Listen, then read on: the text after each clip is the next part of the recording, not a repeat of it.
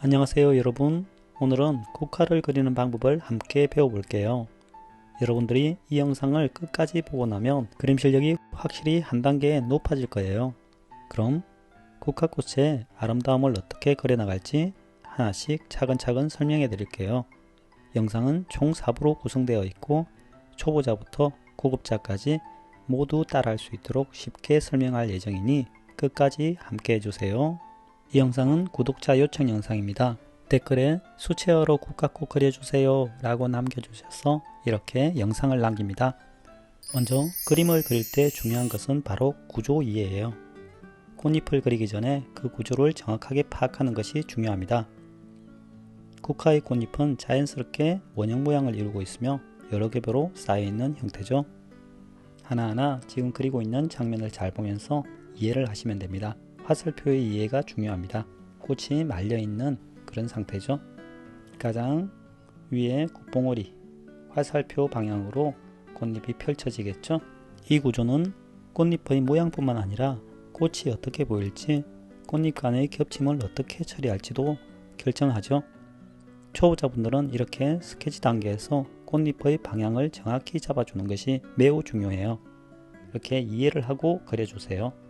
화살표 방향대로. 그리고 여러 가지가 겹쳐 있을 때 어떻게 보일지 한번 눈여겨보세요.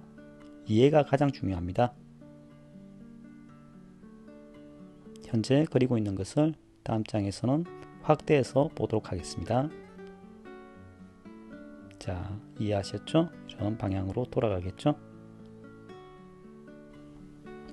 좀 전 화면에서 본 것을 좀 더 세밀하게 그려보겠습니다. 꽃봉오리 하나씩 펼쳐지는 방향, 여러 가지가 지금 방향처럼 펼쳐져 있고 아래로 내려가기도 하겠죠. 이런 식으로 꽃잎이 만들어집니다. 그리고 꽃잎의 개수는 대략 현재 펼쳐지고 있는 방향대로 숫자를 한번 바라보시면 됩니다. 1, 2, 3, 4, 5, 6, 7. 여러분들이 더 풍성한 꽃잎을 그리고 싶으면 숫자를 더 늘리면 되겠죠. 이렇게 해서 뒤로 펼쳐진다는 내용을 그리고 있습니다.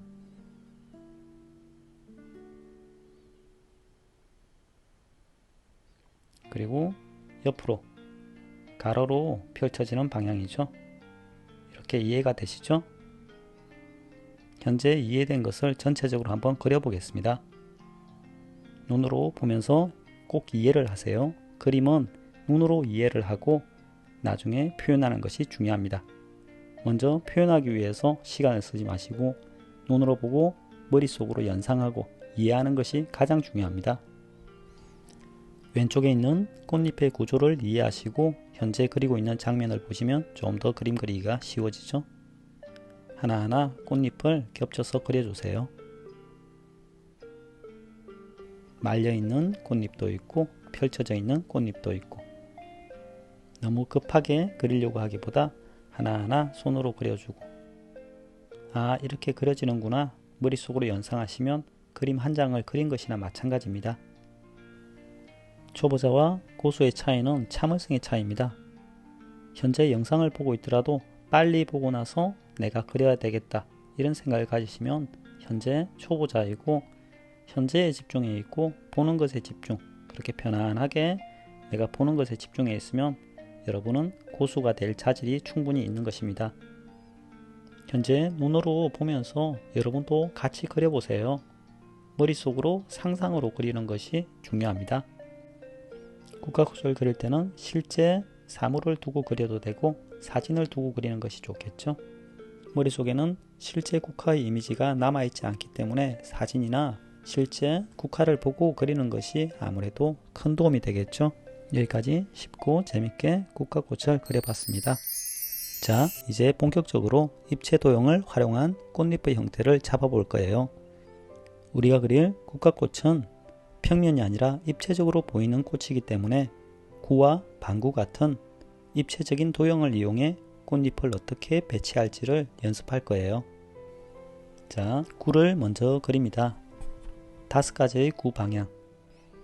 그림을 잘 그리기 위한 핵심을 알려드릴게요. 그건 바로 입체 도형과 그리드. 입체 도형은 다 아실 테고 그리드는 격자선을 말합니다. 쉽게 말해 볼륨을 설명해주는 선입니다. 입체 도형과 그리드 이 두 가지는 꼭 외워야 하는 기본이자 그림 실력을 향상시키는 가장 중요한 요소입니다. 수학 문제를 풀 때 사치응연산, 즉 더하기, 빼기, 곱하기, 나누기를 자동으로 사용해서 수학 문제를 풀듯이 그림을 그릴 때 입체 도형과 그리드는 자동적으로 사용해야 할 기본 지식이에요. 현재 그려지고 있는 입체를 눈으로 외워주세요. 현재 그려지고 있는 구를 왜 저렇게 그리는지 이해하려고 하기보다 구단 외우듯이 외워야 됩니다. 지구본을 보면 위도와 경도가 있죠. 그것과 똑같습니다. 북극과 남극 그리고 위도, 경도 이것을 생각해서 지금 상태를 다 봐주세요. 현재는 아래에서 보는 방향. 제일 처음은 위에서, 두 번째는 약간 위에서, 세 번째는 완전 옆에서, 네 번째는 아래에서, 다섯 번째는 완전 아래, 남극에서 보는 거죠. 첫 번째는 북극, 다섯 번째는 남극. 이것을 반구로 잘라 보겠습니다. 국화의 모양은 보통 반구의 형태를 가지기 때문에 반구가 어떻게 생기는지 이해를 해야 됩니다. 위에서 바라보면 1번 똑같죠? 2번 반구, 구를 절반 잘랐다라는 생각을 가지시면 되겠죠? 입체 도형과 그리드를 이해하고 외우면 복잡한 그림도 쉽게 그릴 수 있습니다. 저도 처음에는 이 두 가지를 이해하기 힘들었어요. 하지만 중요성을 깨닫고 꾸준히 연습한 결과 지금은 그림을 그릴 때 단순 구조가 바로 느껴져서 훨씬 더 자연스럽게 입체감을 표현할 수 있답니다. 이 두 가지를 외우는 것은 상당히 쉬워요. 현재 영상을 눈을 감아도 떠오를 정도로 반복해서 보고 난 후 연습장의 연습을 보지 않고 그려보세요. 안 그려지면 다시 영상을 보고 눈을 감고 떠올린 후 연습장에 또다시 그려보세요. 이렇게 세 번만 하면 완전히 외워집니다. 현재 그려지고 있는 부분은 구를 절반 잘랐을 때 아랫부분이죠. 잘린 단면을 그렸습니다. 첫 번째는 위에서 보는 것, 다섯 번째는 아래에서 보는 것. 입체 도형과 그리드는 초보자를 벗어나는 지름길입니다. 그러니 꼭 외워주세요. 그림 실력이 확 늘고 더욱 재밌게 그림을 그릴 수 있답니다. 위의 내용을 가지고 이제 국화꽃에 적용을 해보겠습니다. 꽃잎 한 장 한 장을 제일 위에서 바라보는 방향을 그리고 있죠. 현재 그리고 있는 것은 중급자 과정입니다. 초급자가 너무 어렵다고 해서 너무 상심 마세요. 그림을 계속 하다 보면 중급자 능력이 생겼을 때 지금 정도의 수준은 식은죽 먹기가 됩니다. 자, 이제 위에서 보는 거죠. 완전 위에서는 1번, 이제 두 번째 그리고 있는 것은 45도 방향 위에서 바라보는 거죠. 꽃잎 하나하나가 자연스럽게 생겼지만 이렇게 도식화해서 그릴 수 있으면 여러 그림을 그릴 때 상당히 재밌습니다. 항상 보고 그리기만 하면 초급자 또는 중급자에서 벗어나지 못하겠죠. 고급 수준, 내가 프로의 수준으로 가려면 보지 않고도 그림을 그리는 것이 중요합니다. 그래서 5가지 방향만 알게 되면 모든 방향을 다 그릴 수 있습니다. 이것을 반대로 전환시키면 반대로 돌아가는 꽃이 되겠죠. 그리고 대각선으로 또는 수직으로 올리게 되면 또 위로 피는 꽃이 되겠고 옆으로 피는 꽃이 되겠고 다양한 방향 360도 입체 방향을 다 그릴 수 있는 거죠. 이렇게 5가지 방향만 외우시면 끝입니다. 국화꽃을 완전하게 옆에서 바라봤을 때 어떻게 보일까요? 지금 그리듯이 이렇게 보이겠죠? 바로 위에 정형화된 반구의 형태를 머릿속에 이해하시면 됩니다. 정말 쉽고 재밌게 그려지죠? 이렇게 다양한 방향을 그릴 수 있으면 꽃밭이나 꽃다발을 그릴 수 있는 능력이 생깁니다. 아래에서 보는 방향은 줄기가 보이겠죠? 그리고 꽃받침이 보입니다. 아래에서 보면 어떻게 생겼을까요? 이렇게 아래에 있는 꽃잎이 그려집니다. 이제 중첩되는 꽃잎을 그려주면 되겠죠? 위에 도식화된 반구의 형태를 보시면 이해가 쉽습니다.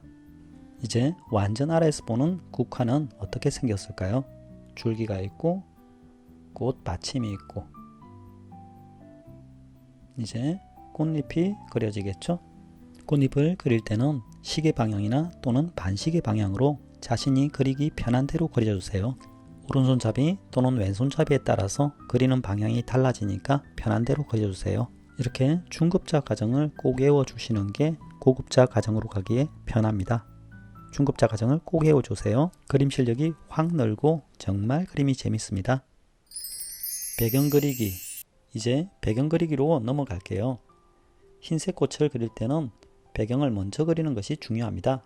왜냐하면 흰색 물체와 배경을 동시에 그리면 경계가 흐려져서 그림이 선명하지가 않습니다. 물체를 먼저 그리는 것과 배경을 먼저 그리는 것의 차이점을 제가 실제로 보여드리겠습니다. 물체를 먼저 그리기 위해서는 흰색 물체인데 너무 꼼꼼하게 들어갈 수가 있겠죠? 라이터로 빨리 말려주기 위해서 라이터를 사용했습니다. 이렇게 흰색 물체인데 조금 어둡게 물체에 너무 신경을 쓰게 됩니다. 이렇게 해서 배경을 색칠하는 것, 지금 나오는 1번과 오른쪽 면에 있는 2번 반대로 하는 것의 차이점을 한번 눈여겨보세요. 배경을 먼저 그리기보다 흰 물체를 먼저 그리면 물체를 어느 정도 진하게 그려야 될지 몰라서 계속 헤매게 됩니다. 현재 1번의 방법, 이제 2번의 방법을 보세요. 배경을 먼저 칠을 하고 꼼꼼하게 칠해줘야 되겠죠. 검정색이다 보니까 확 칠하게 되면 망쳐버릴 수 있겠죠. 그래서 조심해서 칠해주고 경계 지점만 조심해서 칠하고 나머지는 빨리 칠해도 됩니다. 라이터로 이렇게 말려줍니다. 저는 라이터나 드라이기로 물기를 말려주는 편이에요. 물기를 빨리 말리기 위해서 필요한 거죠. 천천히 마르게 내버려 두면 그림 그리다가 지쳐버립니다. 그래서 에너지가 있을 때 그림을 빨리빨리 그려야 됩니다. 그렇기 때문에 아무래도 말리는 도구, 라이터 또는 드라이기로 말려주겠죠. 라이터는 부분적으로 말릴 때, 그리고 넓은 면을 말릴 때는 드라이기를 사용하면 좋습니다. 이제 흰색 물체를 그리고 있죠. 지금 이렇게 배경을 먼저 칠하고 흰색 물체를 채색하게 되면 1번에서 본 것보다 2배 또는 3배를 더 빨리 그릴 수 있습니다. 어느 정도 진하게 해야 되는지, 어느 정도 밝게 해야 되는지 감을 바로 잡기 때문에 그림의 진하기, 톤 설정이 상당히 쉬워집니다. 그림을 빨리 그리는 것은 중급자, 고급자 과정에서 상당히 중요합니다. 에너지는 일정하게 정해져 있기 때문에 빨리 그리는 것이 좋은 에너지가 남아있을 때 그림을 그릴 수 있겠죠. 1번과 2번 중에 확실히 2번이 선명하고 잘 보이죠. 주제는 선명하고 잘 보여야 됩니다. 2번이 답입니다. 이제 수채화로 흰국화를 그릴 차례예요. 수채화는 물감과 물을 이용해 부드럽게 색을 풀어주기 위해 흰꽃의 질감을 자연스럽게 표현할 수 있습니다. 영상의 속도는 상당히 빠르게 진행되고 있습니다. 다음번 영상에는 실제 속도 영상을 업로드하겠습니다. 다음 영상에서는 제가 그림을 그릴 때 사용하는 재료에 대해 리뷰하고 재료에 대한 더 많은 팁과 노하우를 공개할게요. 그림을 그릴 때는 좋은 재료의 사용이 중요합니다. 흔히 능력 없는 나무꾼이 도구 탓한다는 말이 있잖아요. 하지만 이 말이 꼭 맞는 건 아니에요. 예를 들어 볼게요. 나무를 자를 때를 상상해 보세요. 우리가 일반 톱으로 나무를 자르면 시간이 오래 걸리고 힘도 많이 들겠죠. 그런데 같은 실력의 친구가 전기톱을 사용해서 훨씬 빠르고 쉽게 나무를 자를 수 있습니다. 도구가 좋아지면 작업이 훨씬 효율적이고 효과도 더 훌륭하게 나올 수 있죠. 그림도 마찬가지예요. 같은 실력이라면 좋은 재료가 가장 중요합니다. 좋은 붓, 좋은 종이, 좋은 물감 사용하면 더 섬세하고 정교한 작업을 가능하고 그만큼 더 예쁜 작품을 만들 수 있어요. 물론 기본적인 기술이 중요하지만 그 기술을 최적화할 수 있는 좋은 도구가 함께할 때 훨씬 더 멋진 결과를 얻을 수 있답니다. 저도 처음에는 저렴한 재료로 시작했지만 좋은 재료로 바꾸고 나서 그림이 훨씬 더 잘 그려졌어요. 여러분들도 좋은 재료로 작품을 그릴 때 더 많은 가능성을 발견하게 될 거예요. 수채화는 물감의 농도를 잘 조절하는 것이 중요해요. 꽃잎을 그릴 때 연한 물감으로 시작해서 점차 색을 더해가며 그라데이션을 만들어주세요. 흰 꽃이지만 물감으로 아주 섬세하게 입체감을 줄 수 있답니다. 배경과 꽃이 자연스럽게 어우러지도록 채색해주세요. 그리고 물감의 발색을 잘 조절하면서 꽃잎이 부드럽게 물들어가는 느낌을 표현하면 완성도 높은 작품을 만들 수 있습니다. 오늘 알려드린 것을 꾸준히 연습하면 더 쉽고 아름다운 꽃을 그릴 수 있을 거예요. 그림을 그리다 생각이 나지 않으면 영상을 3번 정도 반복해서 보시면 그림이 정말 쉬워집니다. 많이 그려서 시간을 낭비하기보다 영상을 많이 보고 기억을 머리에 남기세요. 그렇게 하면 그림 실력이 더 빨리 좋아집니다. 제가 현재 사용한 재료는 특별한 종이 한 장과 붓은 특별한 붓이죠. 붓 모양이 좀 다르죠. 다른 크기의 붓 2개와 물감은 단 5개의 물감으로 그림을 그렸습니다.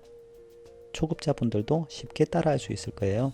다음 실제 속도 영상에서 그림을 보시면 어떤 재료를 사용했는지 알기 쉽게 설명해 드릴게요.